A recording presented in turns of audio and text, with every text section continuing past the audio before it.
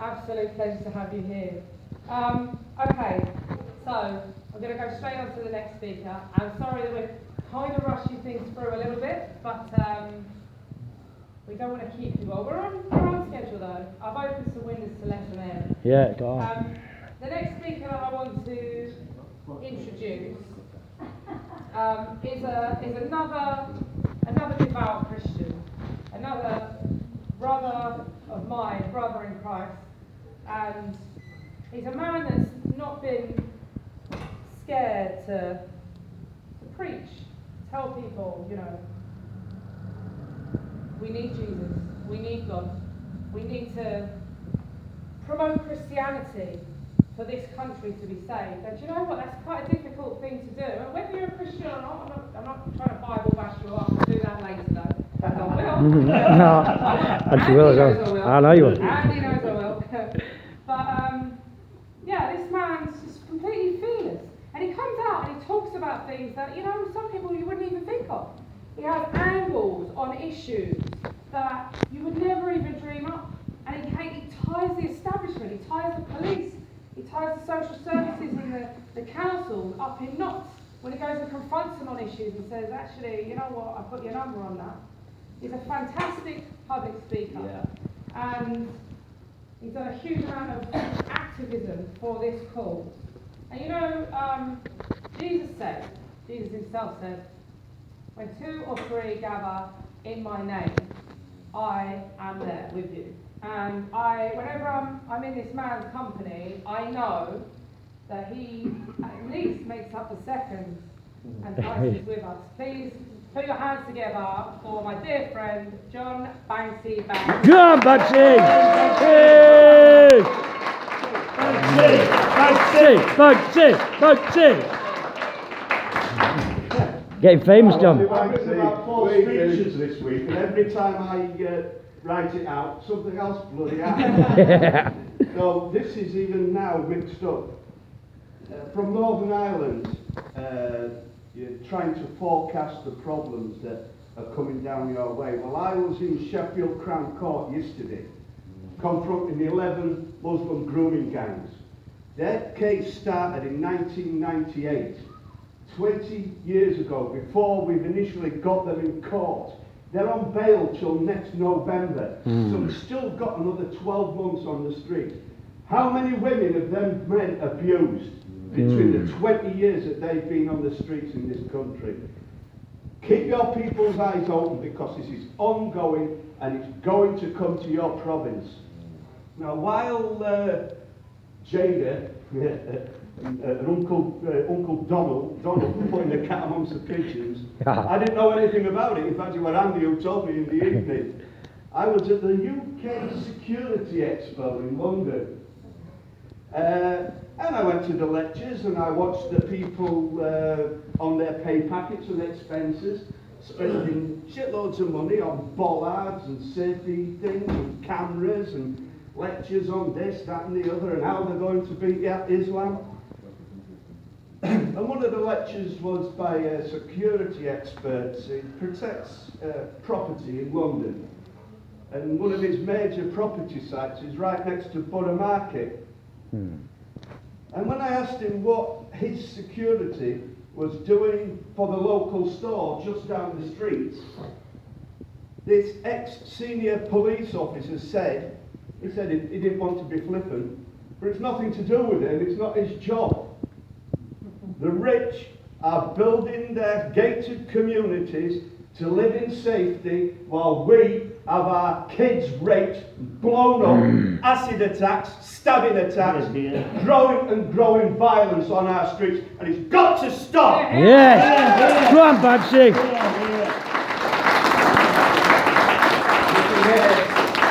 And something else that was said earlier on, how far does what we do, what's the range of what we do? And when you said that, it suddenly popped into my mind. I was in another lecture at this UK Security Expo.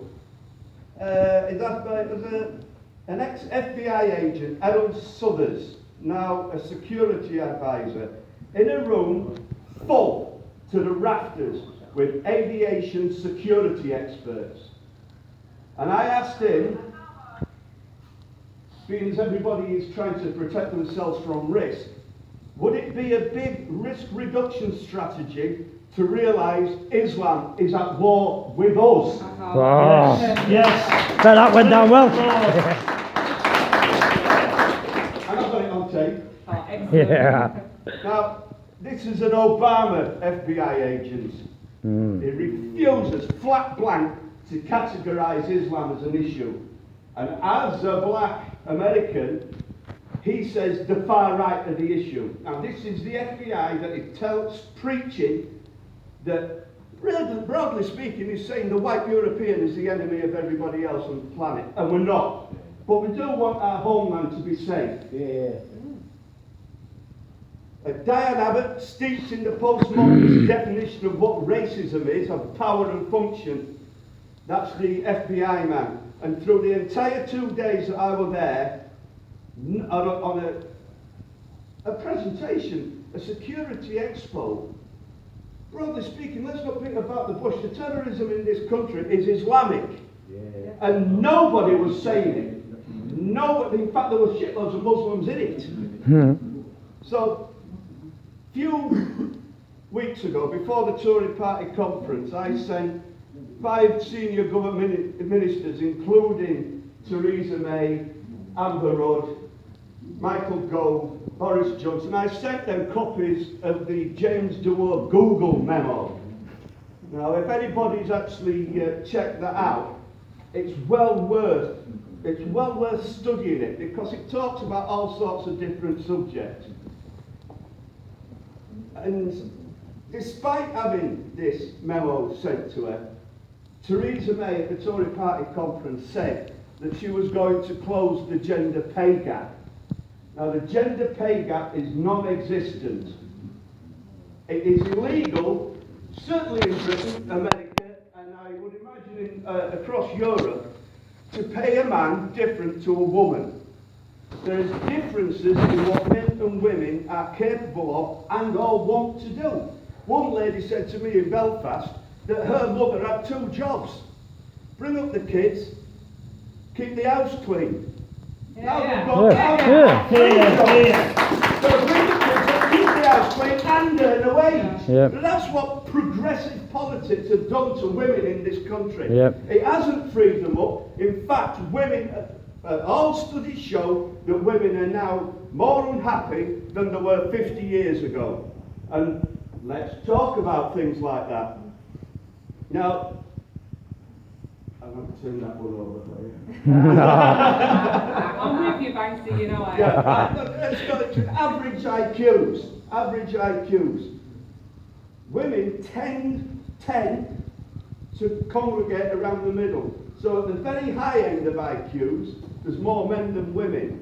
And that's why your CEOs tend to be men. Women should not be barred from there because they might have a lot to say and even further down the chain. And you can prove that centralisation already because down at the thick end, there's far more men than women. Yeah. And we go to prison a lot more. So it's evidence. The average IQ and the bell curve needs proper scientific research going on it because at the moment it is on thin ice and it needs a proper looking at it. There's no such thing as white privilege. In Britain, if you obey English common law and you have a bit of luck and a little bit of IQ, you tend to get along. And you tend to, stay out of the mire. That's enough. Staying off the streets is a big advantage. And Western civilization, from America to Canada to Australia, New Zealand, is based on English common law. Based in the Magna Carta of 1215, where the case law is built up until we know what we've got to do and how we've got to behave. And English common law is based on the truth. It's not based on feelings. If the truth hurts your feelings, tough. Yeah. Yeah. Get over it. The leftists try to claim that hierarchies are a product of sexist, racist patriarchies, but they're not. The standard hierarchy comes from intelligent, committed people working their arse off 70 odd hours a week, and they just happen to be mostly men.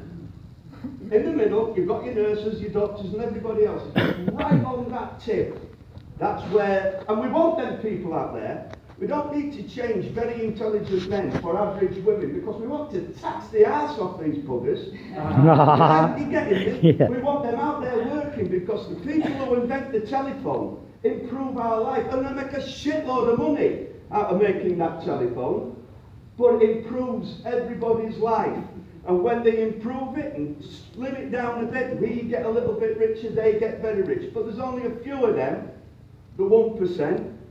Their wealth only lasts 2 or 3 generations, and it's gone. The grandson pisses it up against the wall, or really gambles it away at the toss of the coin. So although the 1% are always with us, they're never always the same. They're always churning over. In fact, on average, one in 20 of us has got an opportunity to be in the 1% for 1 year of your life. You have a good day in the shop, you sell a shitload of cars. And that's the way that the James Damore memo explains a lot of things, how humanity needs to work together, men, women, races, to build a society that we can all prosper in and we can all be happy in. And without proper knowledge of what we are, and the Damore memo helps us get that way, we're going to be in trouble. Yeah, right, okay, then I've just had the time signal. But the lefties believe everybody's equal, blacks are equal to whites, men are equal to women, Islam is equal to Christianity. No. The Aztecs used to rip the hearts out of 20,000 human sacrifice victims in one day and roll the bodies down their pyramids. I would not respect that religion. Yeah. And Muhammad, Jesus Christ, broadly speaking, was a bloody hippie. Right? Love thy neighbour. Whoa, let's be cool, man. Let's be chilled out. Well, Muhammad, You're funny, he was a rapist. He was a child abuser, he was a slave, a wife-beating, torturing, lying, mass murdering terrorist. Yes! And he's Muslim, fucking look up to him. Wow. And that's why we've got Muslim rape gangs in over 80 towns in this country.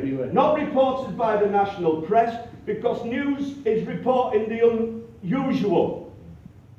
It is not unusual for Muslim gangs to rape our women, and it needs to stop now! Yes! He's good in. Dame Louisa Casey stated that political correctness was allowing terrorism to flourish. Terrorism is up 30%. Violent crime is surging. We now apparently have 47,000 terrorist people of interest to the police. Wow. 47,000 terrorists in this country. Fucking One weekend and they're in power. The churches refuse even to commentate on who is killing Christians across the world. And all I can say is this country needs a complete draining of the swamp. Yes. This swamp is very wide, very deep, and we're going to have to do a lot of bailing. Start with Tony Blair.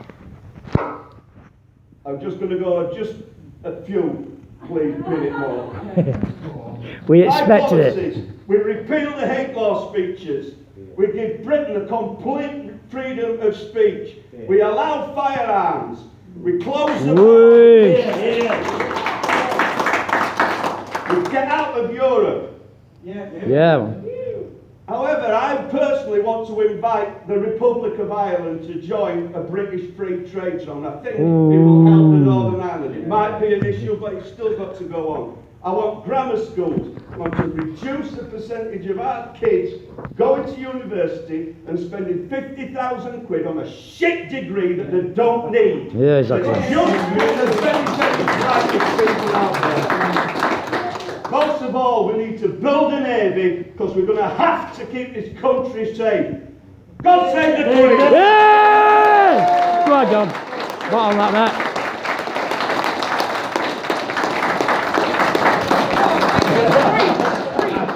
Our Banksy is the man.